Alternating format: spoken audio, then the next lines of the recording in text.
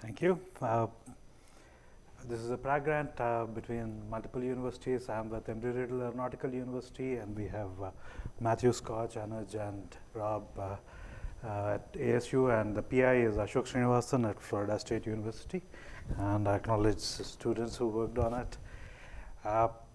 As a motivation, all of us traveled here by airplanes, and there is infection spread through when people are traveling through air travel. Air travel is especially important because people with different levels of immunity, they come together from different regions. So there is a mix over there, and that can lead to more infectious spread.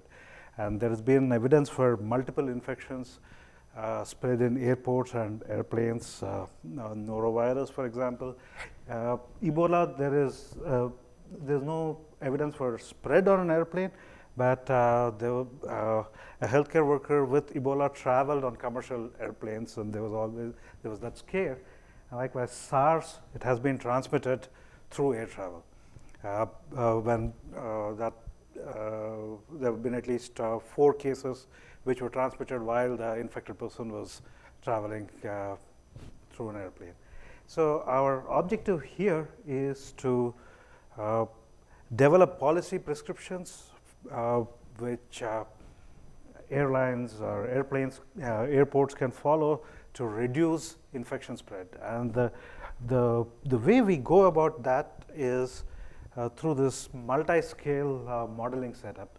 So we have a pedestrian dynamics model, which is essentially very similar to molecular dynamics.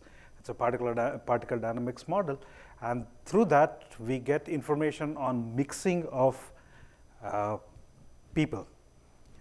So that gives us information on contacts that we combine with a SIR kind of epidemiological model, and use that to test out different policies and procedures to see which one is more effective in reducing the spread. Another component of this is with this information we can do an analysis of global scale spread through phylogeographic models. And we also have a decision support tool which is based on a software called Chain Builder out of Arizona State University. So potentially this can be used in a decision meeting to get inputs for decision makers as during a crisis situation. So that is the overall overview of the project.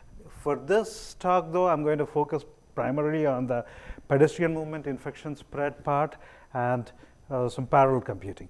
Now, going back, the need for parallel computing, it comes in a couple of different places.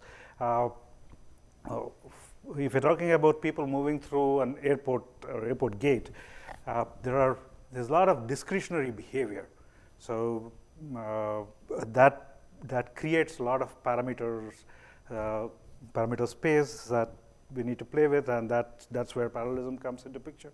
So we try to quantify that uncertainty. Another place is stochasticity in any biological process. If you knew a person had a infectious disease, it would be easy to quarantine. So when we're doing runs like this, we have to do variation of different levels of infectivity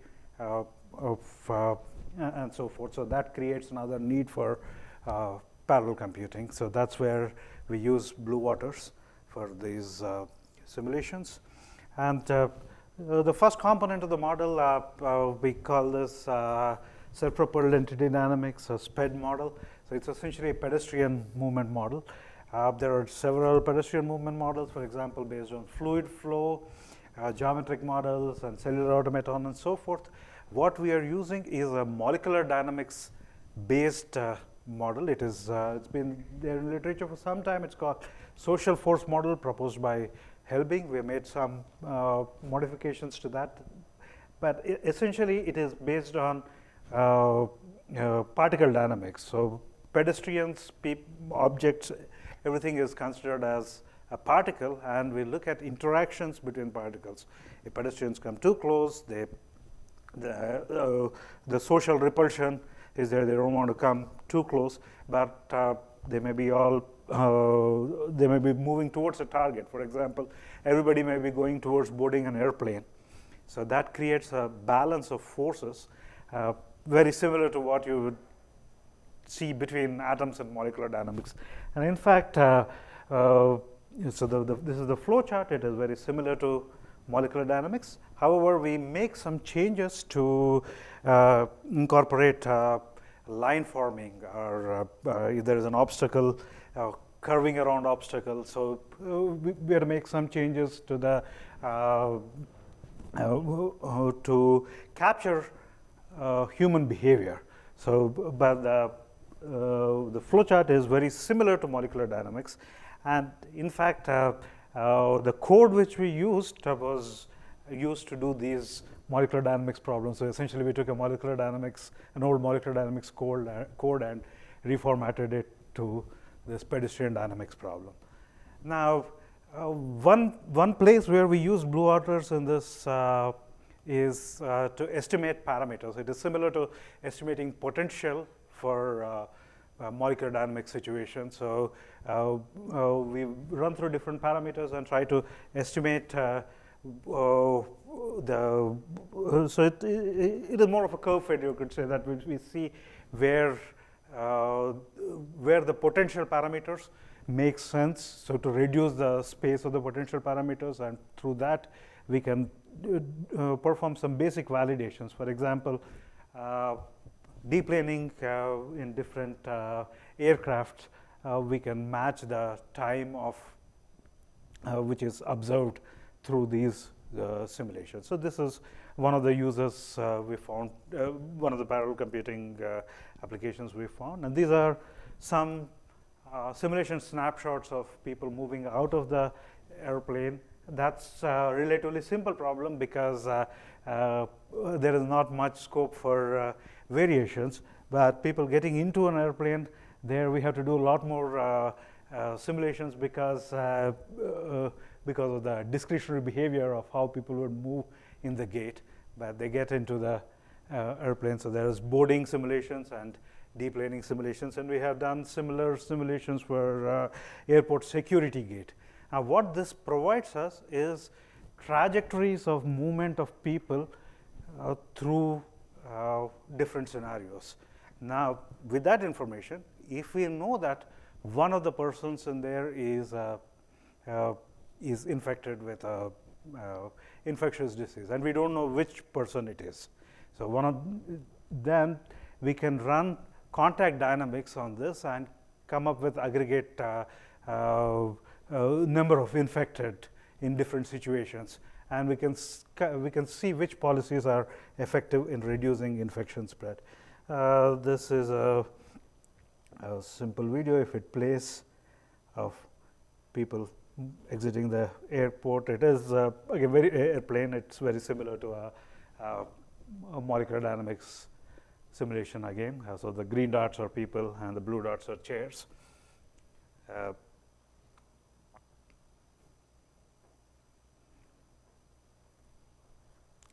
One more video. The second component of that of the simulation is this stochastic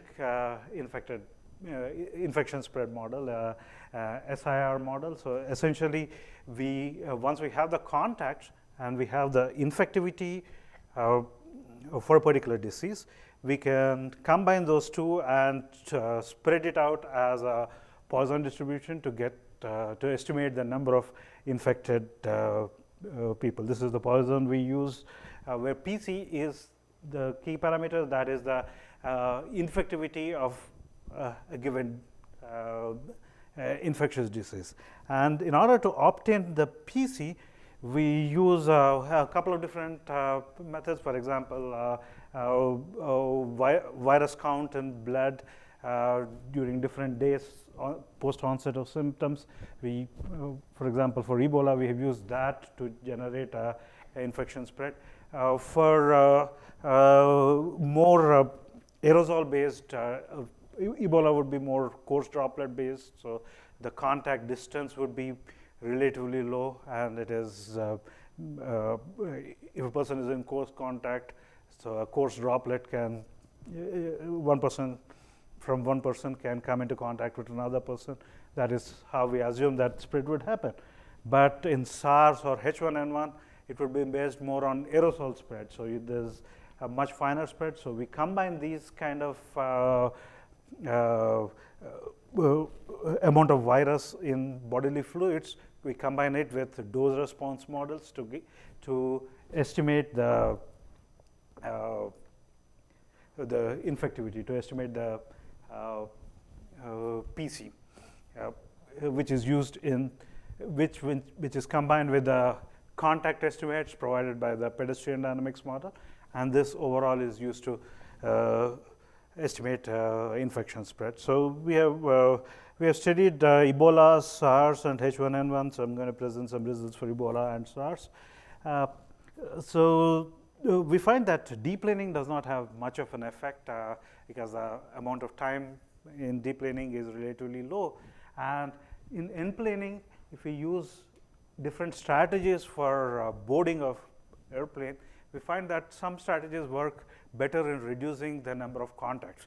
Again, this should be seen in context in the sense we are simulating only a very small section where the mixing between people would occur. So they are at the gate, they're getting into the plane.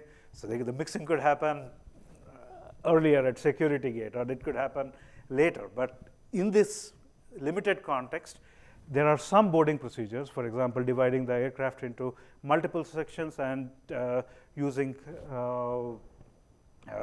random seat assignment within those sections. That seems to reduce contacts compared to other approaches. We find that deplaning, we looked at a couple of 3-4 different strategies for people coming out of airplanes, and there's not much difference. All of them work in a very similar manner. So there are a lot of interesting parameters we can vary. For example, this infection radius.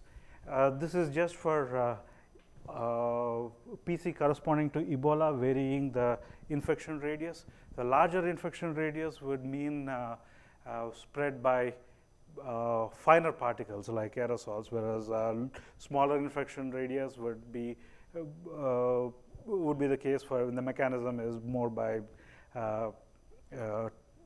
when the spread is through coarse droplet or through touch, something like that. So we can find variations of how the disease spread would happen for these different infection radius. And we can use that approach to look at what happens for SARS versus Ebola. Obviously, we find that the spread in SARS is higher than that in Ebola, and that is corroborated with the reproduction number for SARS is higher than that for Ebola. But the benefit for this model is we can see how a particular boarding strategy would affect SARS as opposed to Ebola. So that is where this information would come into picture, and this is a similar parameter variation chart.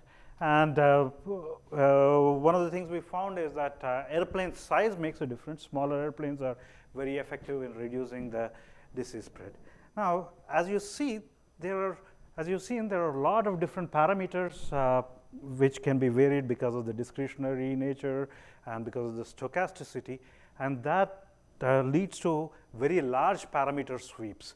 And if we were in a situation in a decision meeting, we want immediate results. If you want to vary certain strategies, we want immediate results. So the computer science part of this talk, this work performed by Ashok and his students primarily, it deals with optimizing parameter sweep. Now, the most common parameter sweep would be based on a lattice model. So this shows a 2D lattice. We have a 5D lattice in our simulations, but essentially with parameter sweep, the common one would be with the 2D lattice, and the 2D lattice, there is inefficiency in convergence checks, because in order to check a check for convergence, you'd have to do a finer grid and see how that convergence proceeds. One way to circumvent that is through random lattice. So this using random lattice for parameter sweeps. But what we did here is to use this low discrepancy sequence and compared it with random and lattice sweep. What we find is that low discrepancy sequence has several advantages. We used a scrambled Halton low discrepancy sequence to do this parameter sweep. As you can see, the star discrepancy in the case of random, the denominator is n power half, whereas in the space coverage is comparatively very efficient in low discrepancy sequence. So the parameters coming too close, the parameter sequences where parameters are too close to each other, that would happen more commonly with random as opposed to these low discrepancy sequences. So we did a 5D lattice where we vary 5 parameters over a large space and compared it with between these different sweeps. So with lattice sweep, we need the 17.5 to the power 5 grid to see the convergence. So you see if we go from here to there, finally you can see the convergence in that histogram.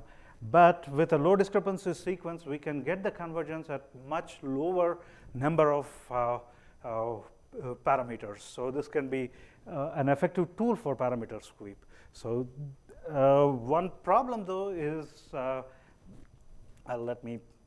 interest of time, let me skip that. One problem is in load imbalance. The load, we find that lattice sweep is much more effective in balancing the load compared to LDS, and the load balance depends upon number properties of the Halton sequence which we are using, the scrambled Halton sequence which we are using. So when we use 1000 or 1024 processors, lattice is much more efficient, but when we use 1003 processors, LDS is effective. That is because the sequence uses certain primes, and 1003 is not divisible by those primes. So those properties come into picture in distributing the load balance. So that was something interesting. And we find that in terms of load balancing, dynamic master worker based load balancing works best overall with the LDS sequence compared to other approaches. And the scaling, it works well with weak scaling, and in case of strong scaling, we show that there's good efficiency up till around 4000 processors, and then there's a drop off for dynamic scaling. And I'll leave the summary slide on.